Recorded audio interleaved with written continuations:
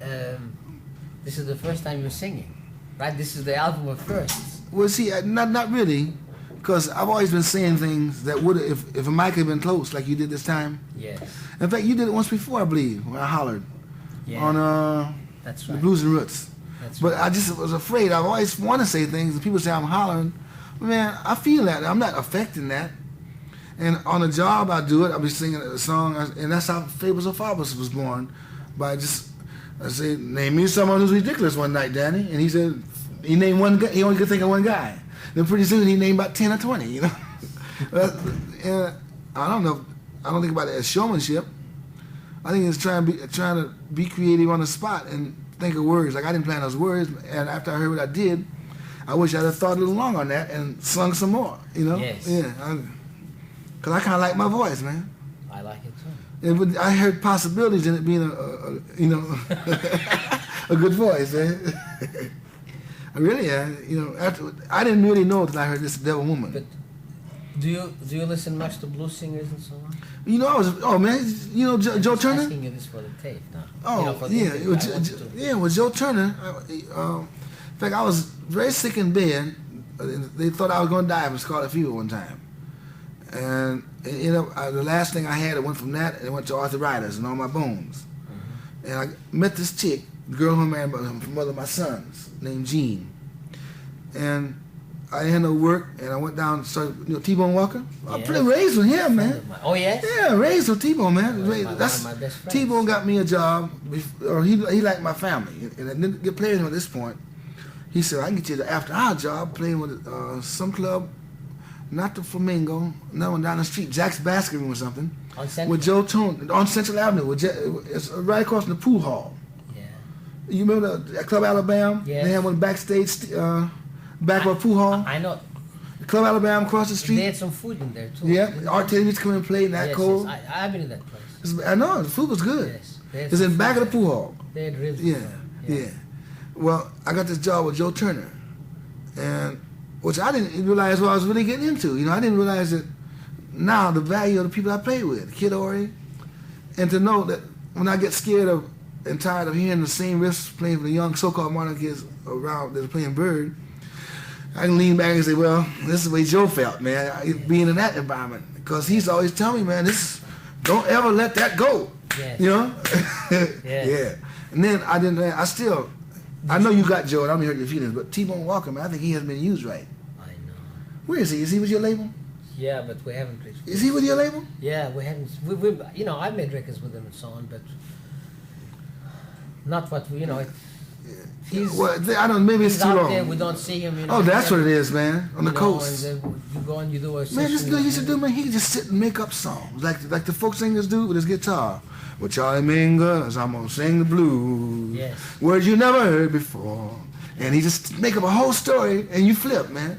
His time on guitar is fantastic, isn't it? Is this something, man? Huh? Yeah, he's something, man. He's another one who can hypnotize. Yeah. Just he plays those low notes on the guitar. He invented a thing that most everybody use now on all the instruments, on the strings, and boom, tank, don't tank, all about your tank, tank. Oh, that's T-Bone Walker. Yeah, well, a lot of horns started that, man. Yeah. So you grew up with all those people, huh? Yeah, T-Bone, and there's a cat named now. You heard trying to play like Fast Waller? There's a piano player named Bottoms. You ever heard of Bottoms? No, I did not. Bottoms, just like his name, great big cat, man, and played like Fats, but he didn't sing. But he didn't miss nothing. Remember Garden Finney? Yes, I remember him. Garden Finney had a left hand like Fats. And he played stride piano. Well, I worked all those people, like, and then I said Kid Ory. I guess you know about that. Did you play with Ory? Yeah, that was. In the 40s. Well, you can help me. It's in the 40s, and you can probably get the exact date. It's when Barney Bigard left Duke Ellington. Oh, I know. I heard that band. Were you in that band? I was in that band at Billy Berg's club. Billy Berg's. Yeah, I was there every night. Yeah, exactly. That was a bad band, man.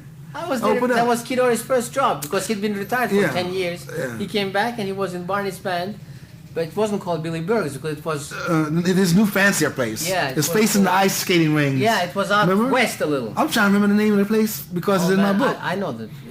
Something room, zebra room. Zebra, I think. Something like some not room zebra. like You're right. It's a room. It's a French word, I think, like with an E or something. Encore? No. Something I've heard. I'll find the word. For yeah. I mean the name because I used to be there every night because Ori was my friend there. Well, see, you know something, man. That was in 1943. He had blisters on his lips when he opened up because we went car fishing together. He started saying, he said, "Man, I'm playing the same thing I played. I'm not gonna try and change it. What's this music they call now? Bebop? Well, we're gonna play whatever I play." Who said that? Kid Ori. Oh, Ori. He said, "So let's go crawfishing." That's it. That's it. Yeah, he's a funny cat, man. That was in 43. Yeah, it's right in there. Yeah. That was in 1943. I was there. You get me straight, man, because they tried to draft me in when the class of 41. That's around 41. I got drafted, and some reason they didn't want me, so they kicked me out of the army, and I came back and got that gig. Yeah, it was a good band. That was a very and there was a red-headed trumpet player, wasn't there? Red Mac. Red Mac trumpet, right? Bad. Remember? Sure. Then you were out there when they had Lester Young and Lee Young band. Yeah, I was there. With Bumps Myers and remember the trumpet player Camel. Of course. Red Mac was in that band after him. Yeah. I used to hear that band. They were playing in the same club too. They played that club, I think. So that was swing. That was he had the Capri. Remember the Club Capri? And he had a swing club. Yes. You played the Capri, man. I played all of them. No, with Ori and Barney Began. That's what it was, Capri. It was, huh? That's the Capri. That's where it was, the Capri. Yeah. That's where you played with Barney and Ori. Because he had a swing club. I have a picture of that band someplace. You remember he had one on Sunset Boulevard? I'm going to find the photograph of the band. He had 3 or 4 clubs going at one time, finally. Yes, he had one on Vine. Yeah. And that's right. He had the Capri. The swing club was on Vine? And then it moved to Sunset. I'll tell you something, man. You know, this is probably don't interest you, but it's in the book. That's why this area is kind of clear to me. I was there when some guys tried to kill Billy Berg.